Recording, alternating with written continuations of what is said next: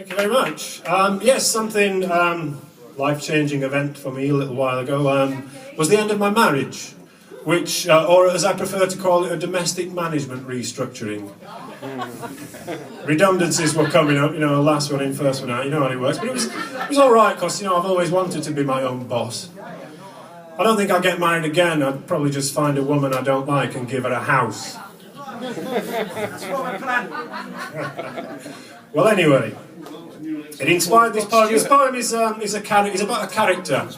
And if, like me, you live in Stony Stratford, you can't throw a house brick down the high street without hitting at least half a dozen of these characters. This poem is called Weekend Dad. Weekend Dad, I'm watching you, pushing your weekend kids on weekend swings in weekend parks for weekend larks. Where are you Monday to Friday, eh? I haven't seen you at playgroup, trying to fit in with a newfound peer group, making awkward small talk about what you used to do, and still unable to join in with those conversations that always begin with how the epidural felt as it was going in, the nausea brought on by pethidine, and did you tear? How many stitches did you have put in? No, you were never there. You work overtime to pay for childcare rather than do your share, with your meticulously manicured facial hair, suit jacket with Converse trainers, designer glasses, and extremely shiny forehead. Your receding hairline shows the march of time across your unmarked brow. You waited until now to have kids. Now you have the income and the means and all that comes to those who can afford it. Do you think they're any happier for being in a pushchair with off-road tyres?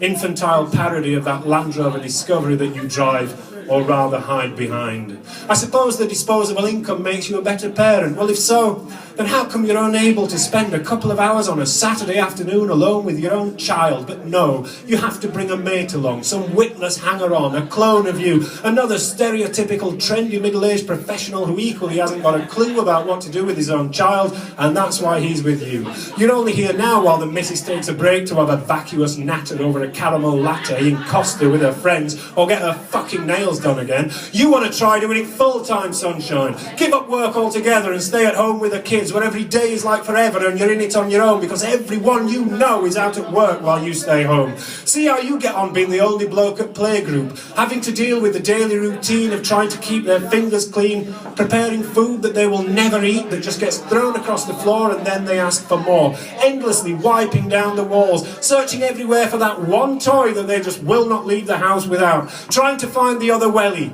giving in and putting them in front of the telly, and then when you finally get out to feed the fucking ducks again, having to hurry home because they're complaining that they're hungry and it's raining. Been there, done that, it's just what you do. Weekend Dad, I hate you. But maybe I shouldn't be so quick to judge or hold a grudge. You see, I did the drudge, and I couldn't handle it.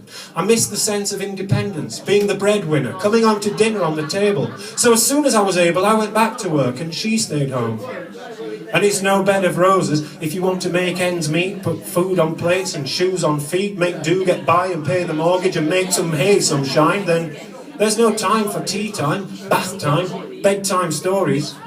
If you want to make a living, then you have to put the hours in at the cost of seeing them grow up so fast. You only want to provide the best, give them the things you never had, and that's when you become like every other weekend dad, pushing your weekend kids on weekend swings in weekend parks for weekend larks while the missus takes a break. God knows she's earned it. She works harder than I ever will, doing the most important job in the world. So when I can, I try to spend some time with these little people I call mine. But now, with school and clubs and swimming, they have to try and find the time for me. So if I'm going to see them, then it has to be at the weekend when there's nothing else for them to do. Weekend Dad, I am you. And then the bombshell comes. You're never here. I'm doing this alone. We'd all be better off without you. I could manage on my own. Why don't you just go? And so, I go.